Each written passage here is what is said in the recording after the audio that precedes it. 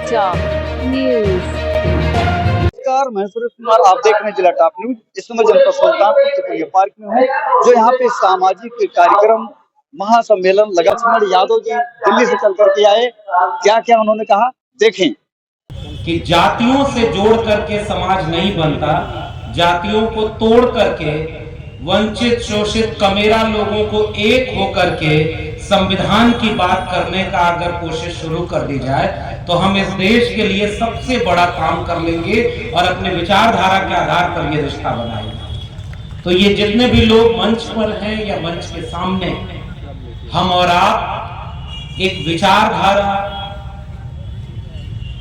एक नजदीकी जो हमारी और आपके रिश्ते में तब्दील हुई, वो इस संविधान और सामाजिक न्याय के नाते हुई। पहली बार सुल्तानपुर आने का मौका मिला, इसके लिए भी आयोजकों का शुक्रिया। तमाम नौकरी पेशा लोग हैं, उन्होंने जोखिम उठा करके ये आयोजन किया है। मैं उन तमाम लोगों को भी बल बढ़ा रहे हैं, हिम्मत बढ़ा रहे हैं कि आप अकेले नहीं हैं, हम सब इसके साथ खड़े हैं और आप काम को आगे बढ़ाते हैं। बाबा साहब डॉक्टर अंबेडकर ने अपने जीवन के आखिरी दिनों में एक निराश होकर के चिंताजनक बात कही थी कि मुझे पढ़े लिखे लोगों ने धोखा दिया।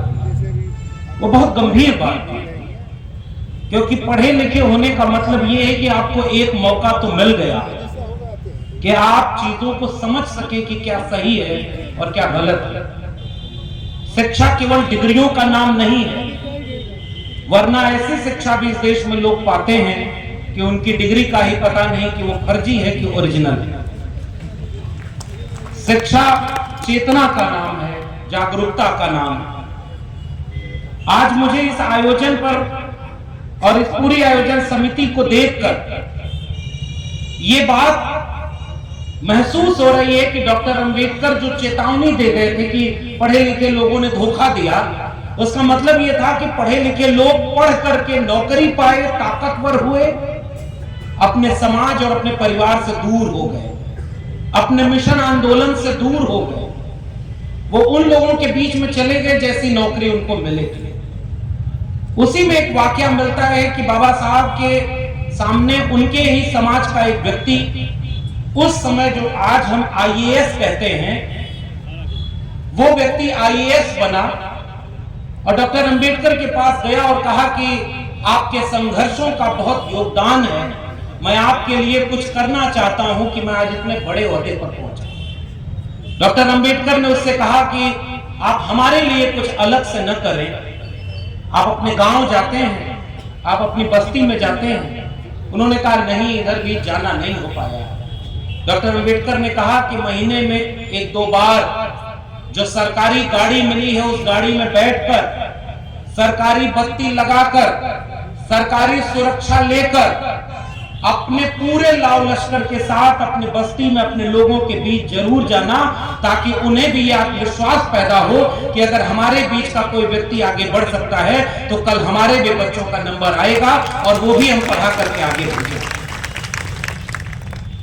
आज मुझे खुशी है इस मंच पर कि बहुत सारे पढ़े लिखे लोग आज जाग रहे हैं और अपनी जिम्मेदारी निभा रहे हैं। एक एक रुपया जोड़ करके, अपने दिनचर्या का थोड़ा वक्त निकाल करके सामाजिक न्याय सम्मेलन कर रहे हैं और आप सबको आमंत्रित किए हैं कि आप सब मिल करके इस विचारधारा के काम को आगे बढ़ाइए। मुझे लगता है कि आज अगर डॉक्टर अंबेडकर होते तो शायद इस तरह के दृश्य देख करके थोड़ा सुकून जरूर महसूस करते कि पढ़े लिखे लोग अब अपनी जिम्मेदारी निभाने की कोशिश कर रहे हैं।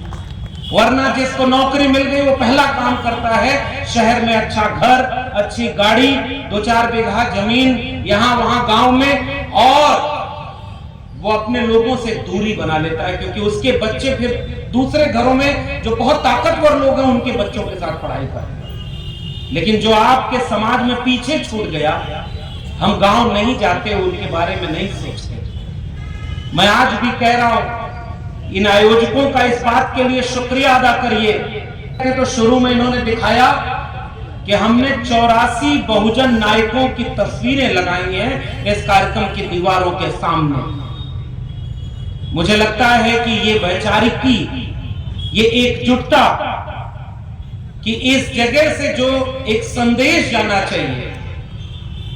सुल्तानपुर को हम किसी और वजहों से जाना करते थे। मुझे खुशी है कि जब पहली बार आए तो वो वजहें कहीं किनारे पड़ी हैं और बहुजनों की ताकत चौराहे पर खड़ी होकर के अपनी बुलंदी तक की बात कर रही है। 80% लोगों को आत्मविश्वास और चेतना देने का वक्त था। वोट से लेंगे पीएम सीएम और आरक्षण से एसपी डीएम, तब जाकर के 90 के बाद धीरे धीरे समाज में चेतना पैदा हो।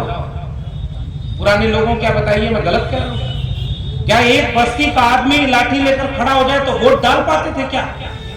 वोट डालने का अधिकार था संविधान से, फिर भी वोट नहीं डलता है। जो ताकतवर था, जिसकी लाठी में दम था, वो आपको जैसे चाहे, संख्या आपकी ज्यादा थी लेकिन तानाशाही किसी और की चला करती थी। संविधान ने तय कर दिया कि अब अगर खटिया होगी तो उस पर सब बैठेंगे और सबको बराबर का हक मिलेगा। अब कोई जाति के नाम पर, धर्म के नाम पर बड़ा और छोटा नहीं होगा। इसलिए आज अगर ये भारत ऐसा बराबरी का बन रहा है तो उसकी क्रेडिट अगर किसी को जाती है तो भारत के संविधान को जाती है। इसलिए गांव गांव चल करके हमें और आपको बताना है कि अगर संविधान कमजोर हो जाएगा तो फिर से एक खटिया होगी जिस पर हमारे और आपके घरों के बच्चे नहीं बैठ पाएंगे। बस वो खटिया बदल जाएगी, नए विश्वविद्यालय बनाए जाएंगे।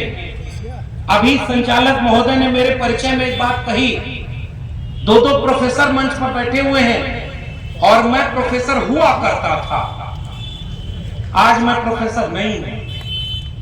मैं था जब 2010 में दिल्ली विश्वविद्यालय पहुंचा तो तब से लेकर आज तक बहुत जगह पर इंटरव्यूज दिए। बिहार में तो नौकरी भी लग गई थी। जहां हमारा मन है वहां पढ़ेंगे, वहां पढ़ाएंगे। दिल्ली विश्वविद्यालय का एक अच्छा कॉलेज, लेकिन वहां जब नंबर आया तो शर्त यह रखाई गई कि अगर आप हमारी हां में हां मिलाएंगे, हमारे मुताबिक होंगे तो हम आपको परमानेंट कर देंगे। ये अघोषित सी शर्त है। वो लोग जो लाठी लेकर आज विश्वविद्यालय पहुंच गए, उन्होंने आपके बीच के एक बच्चे को वहां से नौकरी से निकाल दिया केवल इस तर्क से, इस बात से कि हमारा मन हम रखें या न रखें। भारत के संविधान के इस विचार को गांव गांव ले चलना हमारी जिम्मेदारी है। इसलिए इस तरह के आयोजन होते रहने चाहिए और इसलिए जब जाइएगा तो किताबें जरूर खरीद कर ले जाइए। किताबें ही रोशनी देती हैं, किताबें ही चेतना देती हैं, किताबें शिक्षा देती हैं। और हम ऐसे दौर में शिक्षा की बात करने आए हैं जब शिक्षा को बेचा जा रहा है निजी हाथों में, खुलेआम। मैं प्रोफेसर नहीं हूं लेकिन मैं जानता हूं, मैं आपको बताने आया हूं और देश भर में ये पहली बात जो कहना है कि संविधान नहीं था तो सबको शिक्षा नहीं थी। ये बात हमसे बेहतर आप जानते हैं। संविधान नहीं था तो जाति देख करके हमारे एक हिंदी के बड़े बड़े विद्वान प्रोफेसर तुलसीराम, उन्होंने अपनी आत्मकथा लिखी है, यहीं आजमगढ़ मेरे जिले के रहने वाले।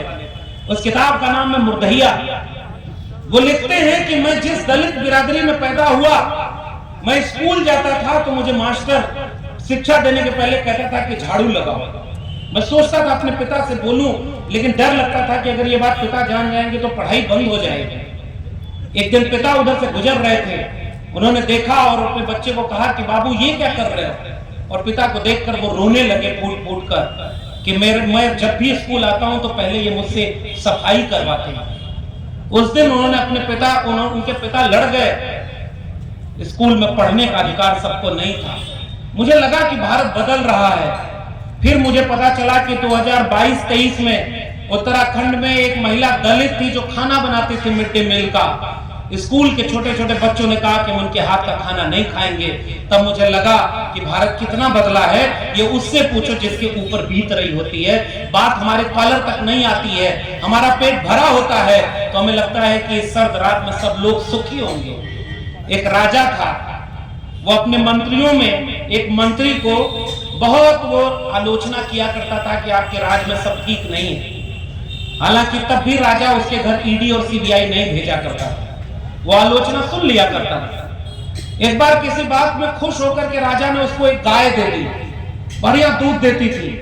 उसके बाद राजा ने देखा कि जब भी उससे वो पूछता था तो वो कहता था कि राज में कैसा है, तो उसने कहा कि सब कुछ बहुत अच्छा है। तो बाकी मंत्रियों से उसने कहा कि ये तो कल तक हमारी बड़ी आलोचना करता था। तो एक मंत्री बोला कि राजा साहब, वह गैया जो तू दहले हुआ उसके वापस मांग ला, फिर देखा। भोजपुरी समझ जाते हैं। गाय का दूध जब मिलने लगा तो लगा कि राज में सब सुखी है। एक समय में राजा भेष बदल कर लोगों के बीच जाता था ये देखने की प्रजा सुखी है कि दुखी है। आजकल राजा में घूमने जाता है ये देखने कि विदेश में क्या हो रहा है, और आज भी प्रजा वहां दुखी है। हम लोग यहाँ पर इकट्ठा हुए हैं तो ये कहने इकट्ठा हुए हैं। मैं दिल्ली में रहता हूँ, बड़े बड़े विश्वविद्यालयों को हमने बड़े करीब से देखा है। प्रोफेसर की डायरी अगर आपको पढ़ने का मन करे तो खरीदिएगा, लेकिन मैंने ये किस्सा लिखा है। नौकरी चली गई, इस बात का गुरेज नहीं, हमें किसी ने निकाल रखी थी, उसको हमने कबूल नहीं किया और उस शर्त के साथ नौकरी पाने को ठुकरा दिया। इसलिए हम आपके बीच में आत्मविश्वास से खड़े हैं। बिना मति गई, मति बिना गति गई, गति बिना वित्त गया, वित्त बिना शूद्र भय, एक अविद्या ने जाना कितना अन्याय अत्याचार किया। महात्मा ज्योतिबा फुले ये बात बहुत पहले कहे, और हम और आप यहाँ खड़े हैं तो ये साक्षात होते। लेकिन मैं आजमगढ़ के किसी का खेत में गाय भैंस चरा रहा होता अगर इस देश में भारत का संविधान और मंडल कमीशन लागू नहीं होता। वो दोनों थे, इसलिए हम आपके बीच में यहाँ खड़े हैं और पूरे आत्मविश्वास के साथ।